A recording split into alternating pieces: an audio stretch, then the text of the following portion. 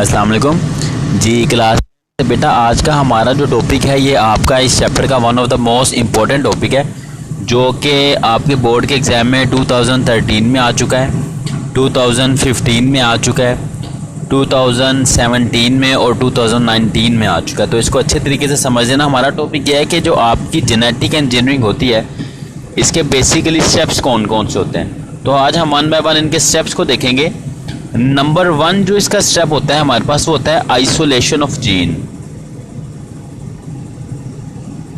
Isolation of gene.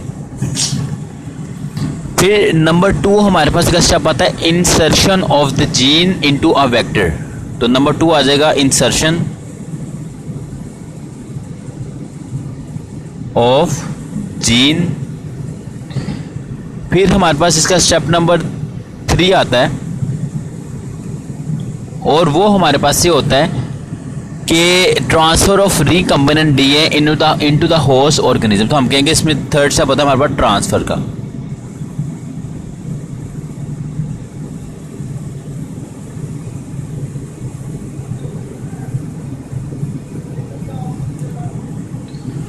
और उसके बाद हमारे पास जो फोर्थ स्टेप इसका आता है वो हमारे पास इसका स्टेप ये होता है कि ग्रोथ ऑफ जीएमओ, यानी कि growth of genetic modified organism. तो फोर्थ स्टेप आता है ग्रोथ। और जो 5 और लास्ट स्टेप इसका आता है वो आता है expression of the gene. Expression. Number 1 step है हमारे पास आइसोलेशन ऑफ जीन, जीन को सेपरेट करना। नंबर 2 है इंसर्शन ऑफ जीन, जीन को एंटर करना। नंबर 3 है ट्रांसफर ऑफ जीन, जीन को ट्रांसफर करना जिसमें भी आप ट्रांसफर करना चाह रहे हो। नंबर 4 आता है ग्रोथ, ट्रांसफर होने के बाद जीन का ग्रो करना।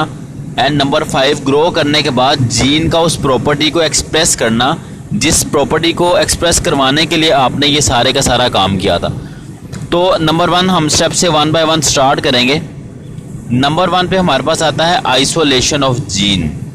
ठीक है, पहली बात बेटा हमें पता होना चाहिए कि जीन एक्चुअली होती क्या है। जीन कहते हैं डीएनए की एक स्पेसिफिक लेंथ को। देखो आपका ये डीएनए होता है और ये बहुत लेंथ ही होता है। अब हमें इसकी एक्चुअल हाइट हम मैयर नहीं की यहाँ पे। अब इस डीएनए की जो एक स्पेसिफिक लेंथ है, फर्स्ट करो आपको इसमें देखो एडेनिन, गवानिन, थाइमिन, साइटोसिन लगी हैं और ये पूरा का पूरा जो डीएनए आपकी जेनेटिक प्रॉपर्टी शो कर रहा है। इतना हिस्सा कुछ और प्रॉपर्टी, इतना हिस्सा कुछ और प्रॉपर्टी, इतना हिस्सा कुछ और प्रॉपर्टी।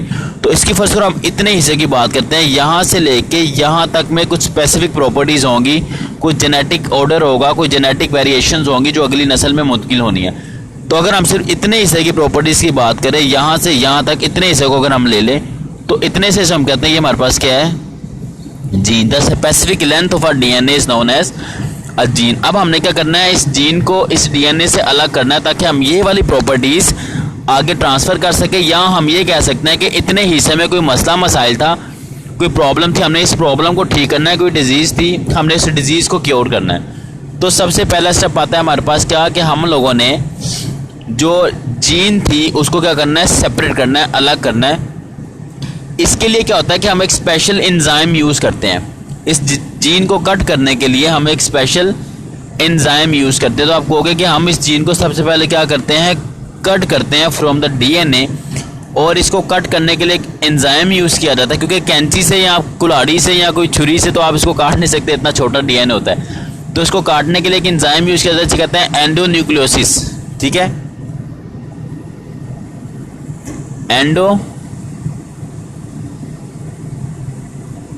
न्यूक्लियोसिस। ये आप सबसे पहले इसको काटने के लिए एक रिस्ट्रिक्शन एंजाइम यूज़ करते हो जिसे कहते हैं रिस्ट्रिक्शन एंडोन्यूक्लियोसिस। इसके ज़रिए आप क्या करते हो कि उस जीन को उस डीएनए से क्या करते हो, अलग करते हो। तो ये आ गया हमारे पास नंबर 1 कि डोनर का हमने जो डीएनए लिया, उस डोनर के डीएनए से हमने क्या किया, जीन को अलहदा कर लिया with the help of restriction endonucleases enzyme की मदद से। ये था हमारे पास नंबर 1 स्टेप। अब आता है हमारे पास स्टेप नंबर 2 जिसमें हम क्या कह रहे थे कि हमने अब इस जीन को जो हमने सेपरेट किया है, इस जीन को अब हमने इंसर्ट करना है किसी वेक्टर में। वेक्टर क्या होगा, देखो ये आपका घर है और ये आपने स्कूल जाना है। अब आपको घर से आपके स्कूल तक जाने के लिए एक गाड़ी चाहिए जो आपको आपके घर से कहाँ छोड़ रही है, स्कूल तक छोड़ रही है। ये जो गाड़ी होगी ये क्या होगी, वेक्टर होगी, ठीक है। तो आपकी जीन को आपकी एक ऑर्गेनिज्म से आपने जिस दूसरे मिडिल ऑर्गेनिज्म में ट्रांसफ़र किया ताकि आप उसको जो एक्सेप्टर है, अपना होस्ट है, उसमें एंटर करवा सको, तो ये आपका आ जाएगा डोनर, ये आ जाएगा आपका होस्ट, और ये आपके पास आ जाएगा वेक्टर जो कि आपकी जीन को लेके जा रहा है होस्ट के पास। तो नॉर्मली हम जो वेक्टर यूज़ करते हैं वो हम बैक्टीरिया यूज़ करते हैं, क्योंकि बैक्टीरिया में ना एक डीएनए के अलावा थोड़ा सा एक्स्ट्रा डीएनए भी पाया जाता है जिसे हम कहते हैं एक्स्ट्रा क्रोमोसोमल डीएनए, ठीक है। तो आपने क्या किया कि वो आपने सबसे पहले डीएनए में से उस जीन को अलहदा किया with the help of an enzyme. फिर उसको अलहदा करने के बाद उस जीन को आपने क्या कर दिया, किस में इंसर्ट कर दिया, एक बैक्टीरिया में।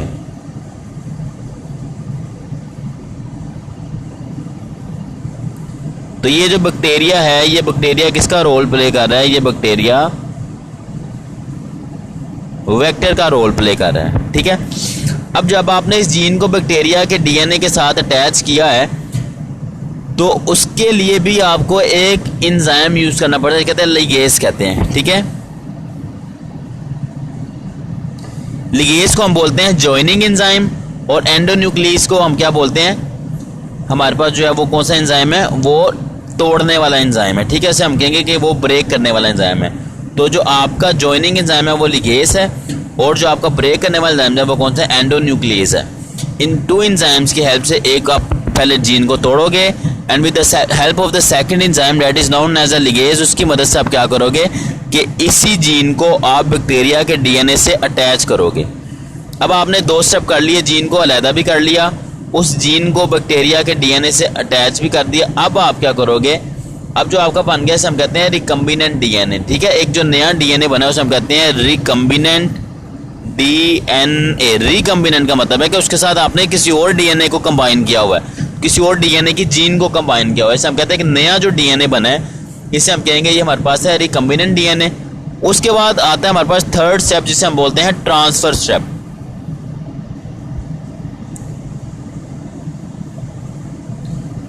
ट्रांसफर स्टेप में क्या किया, जो आपने रिकम्बिनेंट डीएनए आपने बनाया था उस डीएनए को आपने ट्रांसफर कर दिया कहाँ पे, the recombinant DNA is transfer to the target host. आपने उसको किसकी बॉडी में एंटर कर दिया, उसको आपने होस्ट की बॉडी में एंटर कर दिया जो मेन टारगेट था, जिसके अंदर आप चेंजेस लाना चाह रहे थे जिस ऑर्गेनिज्म में। अब क्या होगा कि अब चूंकि रिकम्बिनेंट डीएनए था तो हम नया डीएनए बना था उसे हम कहते हैं ये रिकम्बिनेंट डीएनए है। अब जिस होस्ट में आपने इसको एंटर कर दिया अब उसका नाम हो जाएगा जीएमओ, जेनेटिकली मॉडिफाइड ऑर्गेनिज्म, ठीक है। क्योंकि अब वो ऑर्गेनिज्म मॉडिफाई, उसकी जीन को, जेनेटिकली का मतलब है उसकी जीन को क्या किए, एम से मॉडिफाइड। तो जेनेटिकली मॉडिफाइड का मतलब है उसकी जीन को मॉडिफाइड कर दिया किसकी, ऑर्गेनिज्म की। इसीलिए जो अब जिस होस्ट में आपने वो जीन एंटर की है जो कि आपने पहले बैक्टीरिया में इंसर्ट की थी, फिर बैक्टीरिया ने उसे रेप्लिकेट किया, उसकी कॉपीज बनाई, वो आपने एंटर की किसके अंदर, अपने होस्ट के अंदर। अब वो जो नया ऑर्गेनिज्म बनेगा जिसमें आपने उस जीन को एंटर कर दिया है उसे हम कहते हैं ये हमारे पास है जीएमओ, जेनेटिकली मॉडिफाइड ऑर्गेनिज्म। फिर क्या होगा, आप उस जेनेटिकली मॉडिफाइड ऑर्गेनिज्म के बाद हमारे पास आता है स्टेप नंबर 4। ट्रांसफर के बाद स्टेप आता है ग्रोथ का, क्योंकि अब आपने उस जीन को एंटर कर दिया अब उसने ग्रो भी तो करना है ना, वो अपनी कॉपीज बनाएगी। तो आपने जो एंटर किया था वो जेनेटिकली मॉडिफाइड बॉडी के अंदर, उस ऑर्गेनिज्म के अंदर एंटर किया था, वो क्या करेगा कि वो आपको उसको एक स्पेसिफिक इन्वायरमेंट प्रोवाइड करोगे जहाँ से क्या होगा कि वो जो ऑर्गेनिज्म था वो अपने डीएनए की क्या बनाएगा, कॉपीज बनाएगा, मिलियंस ऑफ कॉपीज बनाएगा, हजारों कॉपीज बनाएगा उस जीन की जो हम चेंज जिसको हमने किया है। कॉपीज बनाने के बाद उसके बाद आखिरी स्टेप जो हमारे पास आता है वो आता है एक्सप्रेशन का। बेटा एक्सप्रेशन का मतलब होता है किसी चीज को एक्सप्रेस करवाना, शो करवाना। आपने जो इतनी सारी अभी मेहनत की है वो इसलिए तो किया है कि कोई नई प्रॉपर्टी शो हो, अगर बीमारी खत्म किया तो शो हो, पता भी तो चले कि हमने जो मेहनत किया उसका कोई रिजल्ट निकला भी तो है। तो क्या होगा कि जो आपका जीएमओ था उसके अंदर वो जीन थी जिसको आपने चेंज किया था, कट करके इंसर्ट किया था, उसके बाद क्या होगा कि जो डिजायर्ड प्रोडक्ट्स है वो आपकी बन जाती है। उसके बाद जो आप चेंजेस लाना चाहते हैं वो क्या हो जाते हैं, वो शो ऑफ हो जाते हैं, वो चेंजेस नजर आ जाते हैं। तो इसका ओवरऑल मतलब the GMO contains the gene of interest and manufactures the desired product which is isolated from the culture medium. क्या होता है कि आपका जो जीएमओ है वो फिर वो वाली प्रॉपर्टीज को शो करता है जो आप करवाना चाह रहे थे। जिन प्रॉपर्टीज को शो करवाने के लिए आपने ये इतने सारे स्टेप्स किए, इनको आइसोलेट किया, उसको सेपरेट किया, फिर इसको वेक्टर में एंटर किया, फिर उस वेक्टर को आपने होस्ट में एंटर किया, फिर उसके बाद जो उसने अपनी डीएनए की कॉपीज़ बनाई, कॉपीज़ बनाने के बाद उसने ग्रो किया, और ग्रो करने के बाद एट द एंड उसने वो वाली प्रॉपर्टी शो की जो आप करवाना चाह रहे थे। अगर कोई बीमारी थी तो बीमारी आस्ता आस्ता ख़त्म होना शुरू हो गया, अगर कोई कैंसर था तो कैंसर आस्ता आस्ता ख़त्म होना शुरू हो गया। इसी तरह की टेक्नोलॉजी को कहते हैं कैस्पर टेक्नोलॉजी। कैस्पर टेक्नोलॉजी में आप क्या करते हो, उस कैस्पर टेक्नोलॉजी में आप डीएनए में चेंजेस लाते हो, इस तरह जेनेटिक इंजीनियरिंग के जरिए उससे आप डिज़ाइनर बेबीज़ बनाते हो। ये टेक्नोलॉजी वर्ल्ड वाइड अभी बैन है। इससे क्या होता है, आजकल रैट्स पे बेसिकली एक्सपेरिमेंट चल रहे हैं।